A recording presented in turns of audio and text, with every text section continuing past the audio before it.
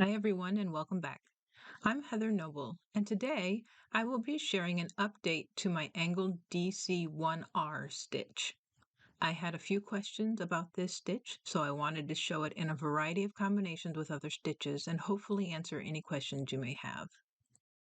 I'm going to demonstrate how to work an angled DC1R or an angled double crochet one to the right. So I've worked up to where I have the angle stitch. So here's our origin stitch. It counts as 0. We're going to count over 1 to the right, and this is the loop that we'll work into. I'm going to put a stitch marker in our origin stitch just to show where the angle will lay over that after we've completed it. So an angled double crochet 1 to the right works into this loop.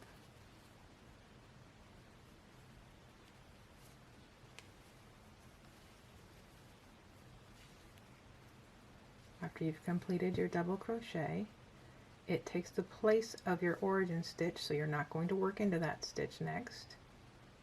Leave that open and work your single crochet into the next stitch.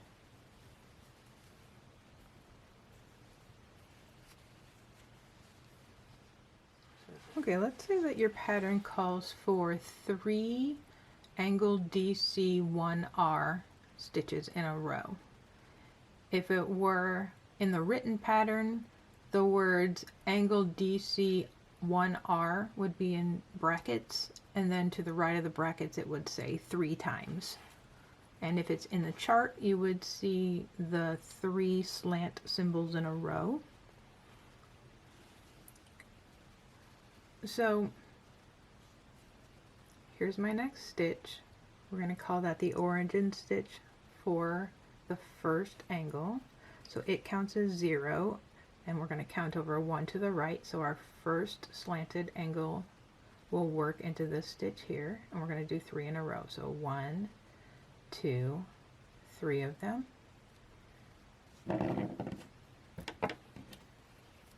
I'm going to put a stitch marker into the back loop of my origin stitch for the first angle.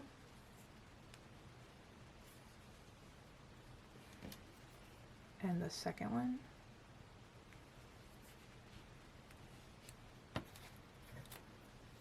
And the third one. Just so that we can talk about our next stitch placement after that. So let's go ahead and work those 3 angled stitches, angled DC1R. So here's our first origin stitch, count over 1 to the right and work a double crochet. Insert your hook from below, yarn over and pull through, yarn over, pull through 2, yarn over, pull through 2. We're going to do 3 in a row, so work into the next loop for your second one.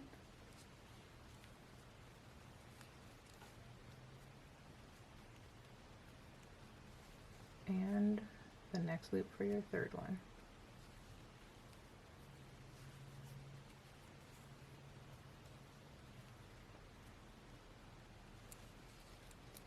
Now the angles will lay across your origin stitches. We won't work into these stitches in the beige row because our double crochet takes the place of them and lays over the top of them. So our third one will lay over the top of our third stitch marker here, and then our next loop to work into is this one right here.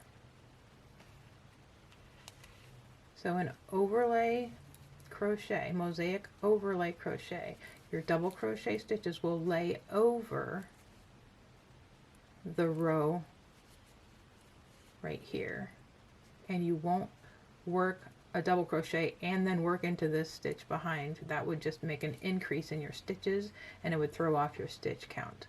So it's really important to know where your stitch originates so that you can lay the angle over the top of it and then work into the next stitch with your single crochet. Another way that you'll see the angle DC1R symbol used is in combination with a double crochet. I will show you how the combination of double crochet followed by angle DC1R works. So here's the stitch we're at. That's going to be our double crochet. So it will work directly below into this blue loop. And then the next stitch is an angle DC1R. So that count is 0. We count over 1 to work into the same loop that we worked our double crochet into. So if you see a double crochet followed by an angle DC1R, both of those stitches are going to work into the same loop. If you're using a written pattern instead of the chart, I wrote DC2 into the next stitch, skip 1, and then you'll work into this stitch. So it accomplishes the same thing. It's just another way of saying what we do when we have those two stitches in combination with each other. So this is what we'll look like. First we'll work our double crochet directly below.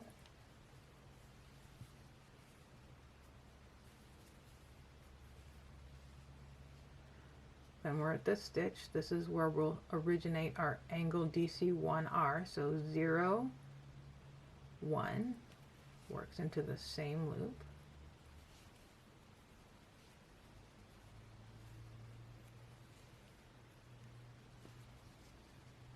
The angle lays over the originating stitch, and we work a single crochet into the next stitch.